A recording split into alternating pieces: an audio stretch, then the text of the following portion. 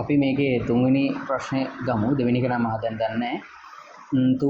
තුන්වෙනි එකේ තියෙන්නේ මේක මොකද්ද කියලා අහලා තියෙනවා. Identify the filter that applied to the above x data set. ඒතකොට මේක ඉස්සෙල්ලාම අපි ගමු මේ Python code එකක් තියෙන්නේ. ඒතකොට මෙතෙන්දී මුලින්ම කරලා තියෙන්නේ x කියලා array එකක් හදලා ඉවරලා ඒකට 1 2 3 4 5 6 7 8 9 data 9ක් දාලා තියෙනවා. 3 6 10 4 23 20 14 15 කියලා.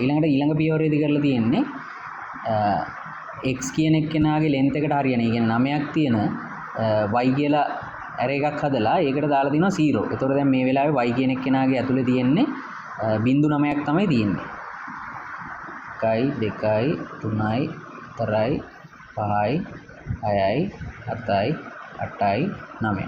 කොහොම එකක් තමයි y තියෙන්නේ. ඊට පස්සේ m සමානයි 5 කියලා අරගෙන තියෙනවා. ඒතකොට මේ moving average filter එකක් තමයි මේ තියෙන්නේ. moving average filter එකක් තමයි තියෙන්නේ. ඒකේ size එක 5යි. length එක 5යි. ඊට පස්සේ මෙතන කරලා තියෙන්නේ මේ for loop එකක් හදලා තියෙනවා. length x ඍණ m කියලා කියන්නේ. එතකොට මේ length x කියන්නේ 9යිනේ. 9 ඍණ m කියලා කියන්නේ 5යි. ඒ කියන්නේ 4යි. for loop එක 4 පාරක් තමයි යන්නේ. එතකොට බිංදුව 1 2 3 4. එතකොට මෙතන තියෙනවා 1 2 3 4 5. පහක් තියෙනවා. පස් පාරක් යනවා. ඊට පස්සේ ආපහු ඒක ඇතුලේ තව for loop එකක් හදලා තියෙනවා 0m1 කියලා. එතකොට මෙයා යන්නේ එකෙන් එක වැඩි වෙනවා බිංදුවේ ඉඳන් m වෙනකන්. m කියන්නේ 5 වෙනකන්. හරි. ඒ විදිහට තමයි යන්නේ. මෙතෙන්දී 9 5 4යි මේ 4යි එන්නේ 3ක් එන්නේ නැහැ 5 4 එන්නේ නැහැ 4යිනේ තියෙන්නේ බිංදුව 1 2 3 හරි ඊට පස්සේ yi කියන කෙනා දාලා තිනවා මෙන්න මේ y කියන කෙනාගේ ඇතුළට. එතකොට i කියන කෙනා යන්නේ බිංදුව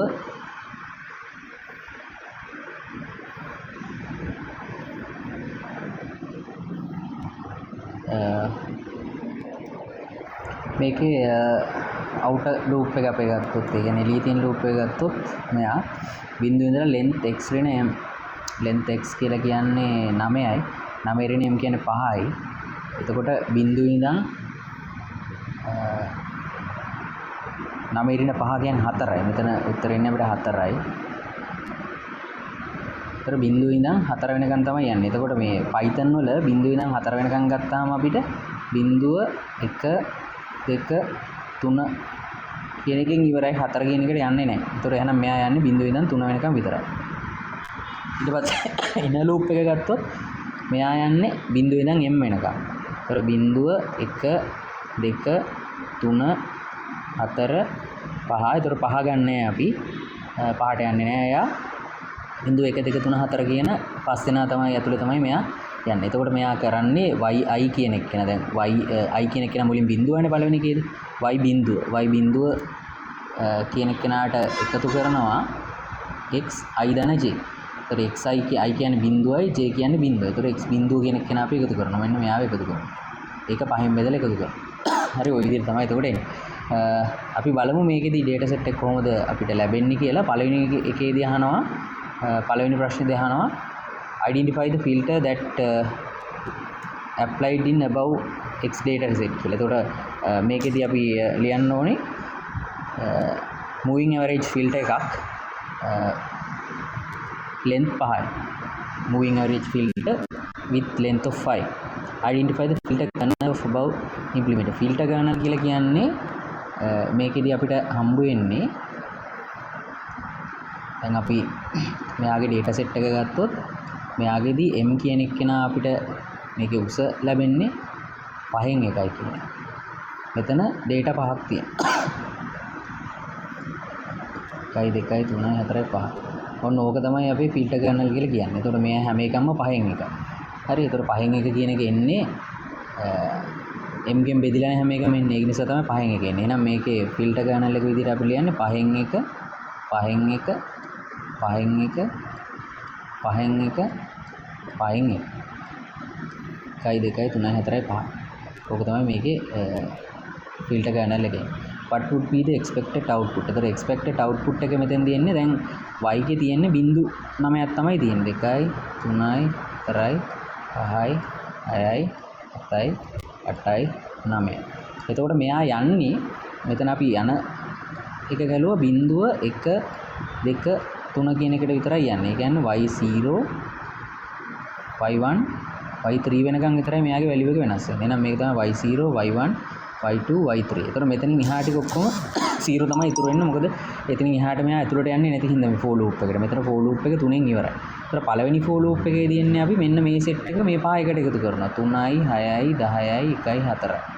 1යි 2යි 3යි 4යි 5යි. මේ පහ එකට එකතු කරලා 3 6 10 1 4 කියන පහ එකට එකතු කරලා ඒක පහෙන් බෙදනවා. හරි. එතකොට මට මේකේ පළවෙනි එක්කෙනා එන්නේ උත්තරේ 4.8යි කියලා. හරි. ඒතර මෙතෙන්දි මේකේ for loop එකක් විදිහට තමයි එකතු කරන්නේ. මුලින්ම y බිංදුව කියන්නේ මේකේ බිංදුවයි. බිංදුවට එකතු කරනවා x බිංදුව ධන j. j කියන්නේ බිංදුවයිනේ. එතකොට x බිංදුව. x බිංදුව පහෙන් බෙදලා. ඒතර x බිංදුව කියලා කියන්නේ 3 බෙදීම 5. ඒ වැලියු එක මෙහාට දාගන්න.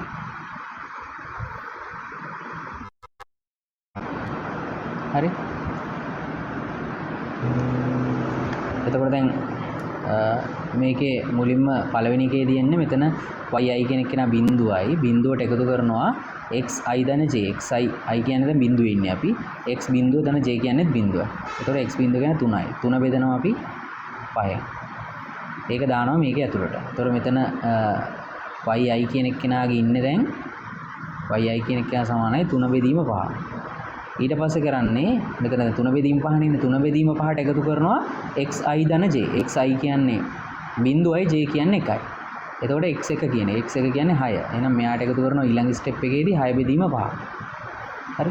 ඊට පස්සේ යාව දා ගන්නවා y එක ඇතුළට yi එක ඇතුළට. ඊළඟට ඒ උත්තරයට එකතු කරනවා මෙතන xi කියන්නේ බිංදුවයි බිංදුව ධන j කියලා කියන්නේ j කියන්නේ 2යි. එහෙනම් දෙවෙනි එක වෙනවා. ওই විදිහට එකතු කරගෙන යන එක කරා. හැබැයි මෙයා යන්නේ i බිංදුව. ඒ කියන්නේ i බිංදුව ඉඳන් 3 වෙනකන් විතරයි. එහෙනම් අපිට වැලියුස් එන්නේ y බිංදුව y1 y2 y3. y බිංදුව y1 y2 y3. හරි. එහෙනම් ඊළඟ එකේදී අපිට එන්නේ 6යි 10යි 1යි 4යි 23යි ටික එකට එකතු කරලා ඒක බෙදනවා 5යි. නම් මෙතන එනවා 8.8. ඊළඟට අපි කරන්නේ 10යි 1යි 4යි 23යි 20 කියන සෙට් එක එකතු කරලා 5න් බෙදනවා. ඒක එනවා 11.6. ඊට පස්සේ ඊළඟ සෙට් එක. ඒ කියන්නේ 1 4 23 20 14 කියන එක එකතු කරලා බෙදනවා. එතකොට ඒකට එනවා 12.4. හරි. ඊළඟට මේ ටියුට් එකේ මම අර උත්තරේ ලියලා යවපු එකේ අන්තිම y5 කියලා එකකුත් තියෙනවා. y5 වෙන්නේ නැහැ අපිට. එන්නේ අපිට y4 විතරයි. එහෙනම් ඉතුරු පහම 1යි 1යි 3යි 4යි 5ක් වෙනවා බිංදුව. මොකද එතනින් එහාට මේක මේ ලූප් එක ඇතුළට යන්නේ නැහැ. ලූප් එක ඇතුළට යන්නේ නැහැ කියලා කියන්නේ මේ තියෙන වැලියුස් ටිකම තියෙනවා. මොකද ලූප් එක ඇතුළට මේ ලූප් එකේනේ අවුටර් ලූප් එකේනේ යන්න ඕනේ. එතකොට ඒක යන්නේ length x ඍණ m. length x කියන්නේ 9යි. 9න් m කියන්නේ 5යි. 9න් 5 අඩු කරපුවාම 4යි. ඒතර 4 කියන එකේ ඇතුළට ඇත්තටම යන්නේ බිංදුව 1 2 3 කියන සෙට් එක විතරයි. එහෙනම් බිංදුව 1 2 3 බිංදුව 1 2 3 කියන ඒවා විතරයි අපිට වැලියු වෙන්නේ. ඒතර ඔක තමයි පළවෙනි එක. ඒතර what would be the මෙන්න මෙයා. obtain the transfer function for the above filter of non-recursive for. මේක නම් එච්චරම මට පැහැදිලි නැහැ. මොකද මේ ChatGPT එකේ කොහොමද වෙන එකක් එන්නේ. හැබැයි මට හිතන විදිහට මේ yn කියන එක මේකෙදි සමාන වෙනවා moving average filter එකදී sigma 1 බෙදීම m sigma j සමානයි බිංදුවේ ඉඳලා m ඍණ 1 වෙනකම්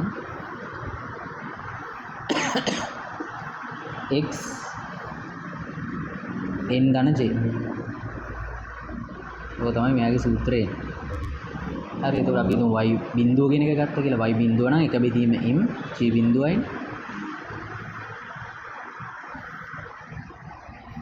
y බිංදුව නෙමෙයි y අපිට එන්නේ 4 නේ එන්නේ අපිට. එතකොට මේකේ y 3 එන්නේ. එතකොට මේකේ ट्रांसफर ෆන්ක්ෂන් එක මම ලිව්වොත් මෙන්න මෙහෙම කියලා හිතනවා. ඒක මට ෂුවර් නෑ. 1 බෙදීම 5. ඊට පස්සේ x n කියන අපි අන්තිම එක xn මේක y0 කියන එක ගමුකෝ n එතකොට එයා එකතු කරන්නේ n මෙයා n මේක n ධන 1 මේක n ධන 2 මෙයා n ධන 3 මෙයා n ධන 4 මෙන්න මේ සෙට් එක තමයි එකට එකතු කරන්නේ එහෙනම් මෙතන xn ධන x n ධන 1 ධන x n ධන 2 ධන x n ධන 3 ධන x n ධන 4 කොහොම කියලා තමයි මට හිතෙන්නේ ඒක ෂුවර් නෑ මට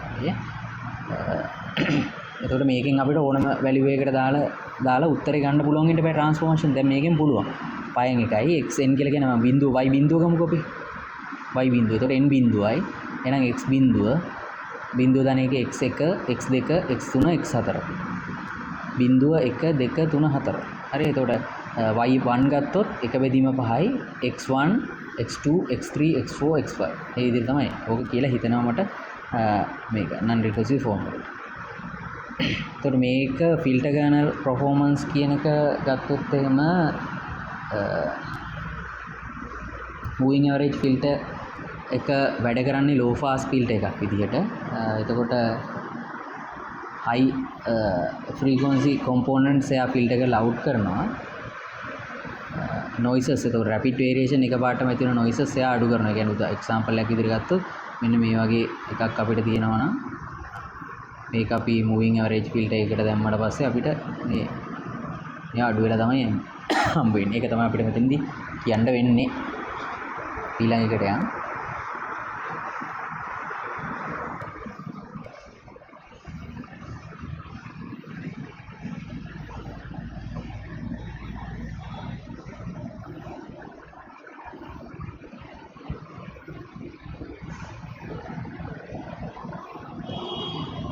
මේක ගත්තොත් පළවෙනි එක තියෙනවා draw the response of realistic and ideal filter discuss the difference. ඒකට realistic ideal filter එකක් අපි ගමු low pass filter එකක් realistic filter එකක් ගත්තොත් මෙන්න මෙහෙම එකක් අපිට හම්බ වෙන්නේ. මේක එකයි මේක amplitude එක. මේ පැත්ත අපිට frequency එක ගත්තොත් මම මේකට අපි කියනවා FC cut off frequency එක මේකට කියනවා pass band එක මේකට කියනවා stop band එක. ඊට පස්සේ මේක රියලිස්ටික් ෆිල්ටර් එකක් අපි ගත්තොත් එයා මෙන්න මෙහෙම එකක් තමයි එන්නේ. මේකට අපි කියන්නේ පාස් බෑන්ඩ් එක. මේකට කියනවා අපි ට්‍රාන්සිෂන් බෑන්ඩ් එක කියලා. මේකේ මැද තමයි FC cut off frequency එක තියෙන්නේ. එතකොට මෙයාලගේ මෙන්න මේ උඩ නිකන් රැලි තියෙන ඒවාට අපි කියනවා shoot overs කියලා. මේවට කියනවා ripple කියලා.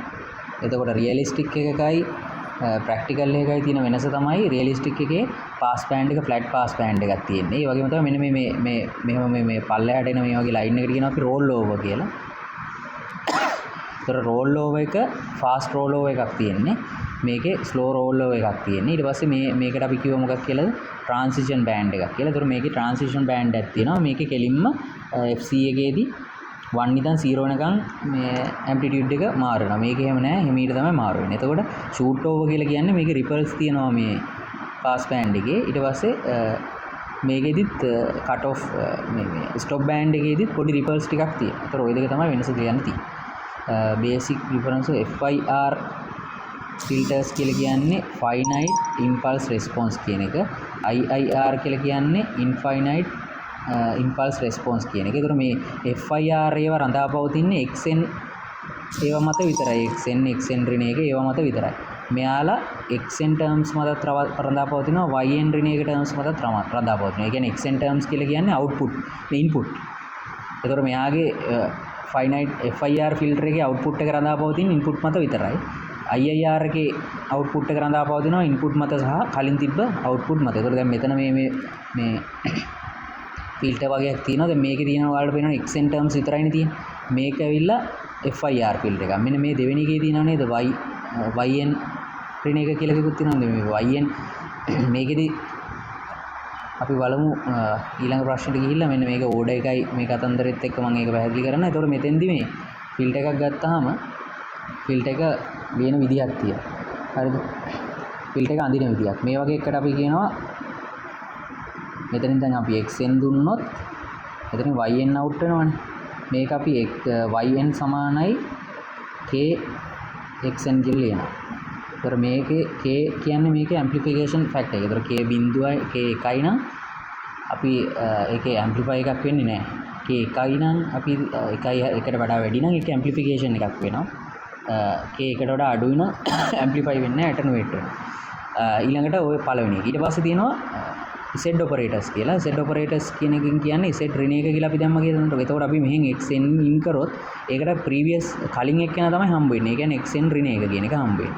මේවට කියනවා අපි z ඔපරේටර්ස් කියලා. එතකොට z ඍණ දෙක දැම්මොත් එහෙම ඒකට ඉන් කරොත් අපි xn හෝ yn මොනවා හරි xn හරි yn කරා කියලා තන්නකො. මේකෙන් අවුට් වෙන්නේ xn ඍණ දෙක. මේකෙන් අවුට් වෙන්නේ yn ඍණ දෙක. හරි. ඒක ඩිලේ එක. හරි. ඊට පස්සේ අපිට මේක ඇඩ් කරන්න පුළුවන් මොන හරි දෙකක්. ඒතකොට මෙන්න මේක දැන් අපි ලිව්වොත් එහෙම මේකේ තියෙන්නේ xn මුලින්ම yn එකේ කෙලිම එකතු වෙලානේ තියෙන්නේ. එකතු වෙලා තියෙනවා ටර්ම්ස් තුනක්. හරිද? මේ යට එක මම ගන්නම්. මෙලේසි ටර්ම්ස් තුනයි තියෙන්නේ. අරගේ හතරක් තියෙනවා. ඒතකොට එකතු වෙනවා ටර්ම්ස් තුනක්. පළවෙනි එක තියෙන්නේ මෙතන k කියන එක කෙනා දශම එකයි. හරි. එතකොට මෙතනින් අපි xn ඉන් කරන්නේ. xn ඉන් කරොත් මේක දශමයකින් වැඩි වෙලා මෙතෙන් යනවා දශම එකයි xn. මේ තමයි අවුට් එක yn කියන එක. ඊළඟට මොකද්ද තියෙන්නේ? දශම 2.5 xn ඍණ එක. හරි. එහෙනම් xn ඍණ එක ඉස්සෙල්ලාම මේකෙන් හදාගන්න එපා. එතකොට අපි දානවා z ඔපරේටර් එකක් z ඍණ එක. එතකොට මෙයාගෙන් එළියට එනවා xn ඍණ එක කියන එක. මේක ඊට පස්සේ දශම 2.5න් අපි වැඩි කරලා තියෙනවා. එහෙනම් k සමානයි මෙතන දශම 2.5. ඒකත් මේකට එකතු කරනවා. ඊළඟට අපිට තියෙන්නේ xn ඍණ 2. හරි. එහෙනම් මෙතනින් ගන්නවා එකක්. ඒක අපි දානවා z ඍණ 2ට දාලා මේක ආපහු මෙයාට එකතු කරනවා. මේක දශම 2. ඒතර ඕක තමයි මේ ෆිල්ටරේ තියෙන එක. මේක z මෙතනින් ගන්න පුළුවන්ද කියන එක නම් මම හරියටම දන්නේ නැහැ. කියන්නේ ඍණ x ඍණ එකෙන් ගන්න පුළුවන්ද කියලා. අදපු යෝගේ නම් මෙහෙම තමයි දාලා තියෙන්නේ. ඒතර ඕක තමයි අපේ ෆිල්ටර් එක. ඒතර දැන් අපිට මෙතන කියනවා දේවල් දෙකක් අහන්න කියනවා. එකක් තමයි ෆිල්ටර් කොඑෆිෂියන්ට් කියන එකයි, අනිත් එක ෆිල්ටර් ඕඩර් කියන එකයි. මේක මට හිතෙනවා අනිවාර්යයෙන් මේ කියලා. ඒතර ෆිල්ටර් මේ පොදු ෆිල්ටර් එක ඉස්සෙල්ලාම මතක තියාගන්න. පොදු ෆිල්ටර් එක තමයි y terms x terms දෙකම තියෙනවා. yn මේකට කොඑෆිෂියන්ට් එකක් කියලා කියන්නේ මේකේ සංගුණක. ඒකට දානවා අපි x0 ධන a1 y n ඍණ 1 ධන a2 y n ඍණ 2 සමානයි v0 xn ධන b xn ඍණ 1 ධන v2 xn ඍණ 2. හරි. ඔන්න ඔය විදිහට තමයි මේකේ පොදු සමීකරණ තියෙන්නේ. මේක මතක තියාගන්න. මෙන්න මේ xn ඍණ කියන එක ලියන්න පුළුවන් මට xn වතාවක් z ඍණ එක කියලා ලියන්න පුළුවන්. හරි. xn වතාවක් z ඍණ එක කියලා ලියන්න පුළුවන්. හරි. මේක වතාවක් කියන කැලම අයින් කරන්න. මේකේ ලියන්න පුළුවන් xn z ඍණ එක කියලා. ඒතර z ඍණ එකෙන් කියන්නේ ඩිලේ ඔපරේටර් කියන එක. ඒ කියන්නේ මේකෙන් එක ටර්ම් එකක් එක x පදයක් අඩු වෙනවා. xn තිබ්බොත් n ඍණ එක. ඒ කියන්නේ x 10 තිබ්බොත් අපිට මේකෙන් අවුට් වෙන්නේ x 9 කියන. ඒතර මෙන්න මෙයාගේ ඕඩර් එක කියලා කියන්නේ මේකේ දැන් තියෙනවනේ n ඍණ 1 n ඍණ 2. ඔන්න ඕකේ වැඩිම උපරිම එක්කෙනා කීයද කියලා බලන්න ඕනේ. ඒක තමයි මේකේ ඕඩර් එක කියලා කියන්නේ. හරි. ඒතකොට දැන් පළවෙනි සමීකරණය ගත්තොත් මෙයාගේ තියෙන n ඍණ 3 නේ. එහෙනම් අපි මේකට කියනවා third order කියලා. third order field එකක් කියලා. එතකොට මෙයාගේ තියෙන්නේ x මේ n ඍණ 2 ඒවා x වල තියෙන්න පුළුවන් y වල තියෙන්න පුළුවන් ප්‍රශ්න නැහැ. n ඍණ 3 නේ. එහෙනම් මේකත් third order එකක්.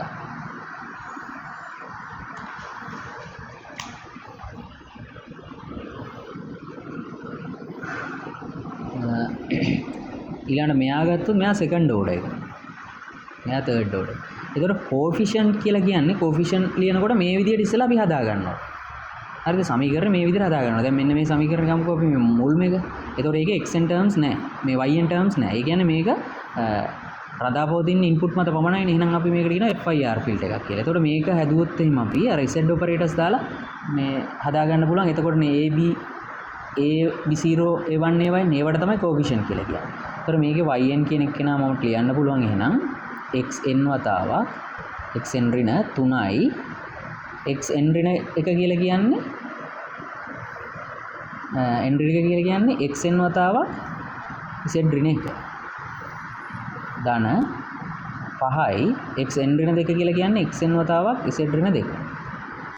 ධන xn ඍණ 3 කියලා කියන්නේ xn වතාවක් z ඍණ 3. හරි. එතකොට ඕකෙන් xn එක එළියට ගන්න පුළුවන් නේ. yn සමානයි xn එක එළියට ගත්තොත් මෙතන එනවා 1 ඍණ 3 ධන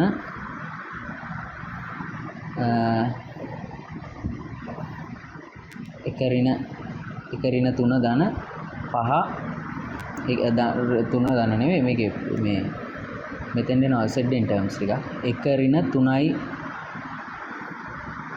z ඍණ 1 ධන 5යි z ඍණ 2 ධන z ඍණ 3. ඊට පස්සේ අපි yn බෙදනවා xn ගේ. ඒකට අපිට එනවා yn බෙදීම xn සමානයි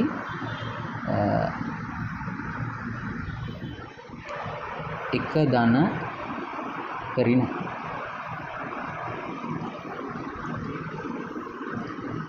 1 ඍණ 3යි z ඍණ 1 ධන 5යි z ඍණ 2 ධන z ඍණ 3.